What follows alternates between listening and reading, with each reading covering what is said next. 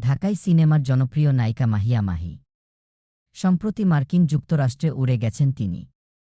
এখনও সেখানেই অবস্থান করছেন এ অভিনেত্রী। দূর পরবাস থেকে মাহি জানালেন, কারো অপেক্ষায় রয়েছেন এই অভিনেত্রী। ৪ জুলাই মাহি তার ফেসবুকে বেশ কয়েকটি ছবি পোস্ট করেন।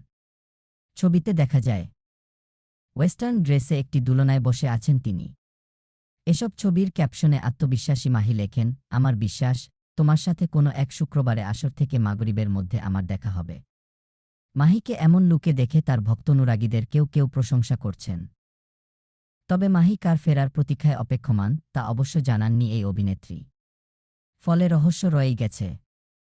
ভালোবাসার রং সিনেমা দিয়ে ঢালিউডে পা রাখেন মাহিয়া মাহি। খুব অল্প সময়ের মধ্যে নিজের জায়গা করে নেন। অভিনেত্রী পরিচয়ের বাইরেও রাজনীতিতে বেশ সরব ছিলেন মাহি।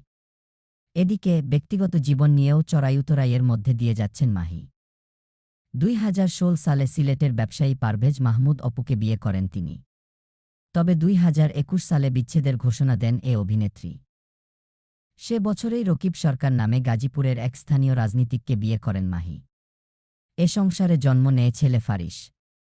বিয়ের ২.৫ বছরের মাথায় ভেঙে যায় সেই সংসারও। অনেক দিন ধরে চলচ্চিত্রে অনুপস্থিত মাহি। তাকে সর্বশেষ অতিথি চরিত্রে দেখা গেছে রাজকুমার সিনেমায়। এতে শাকিব খানের মায়ের ভূমিকায় অভিনয় করেন এই অভিনেত্রী।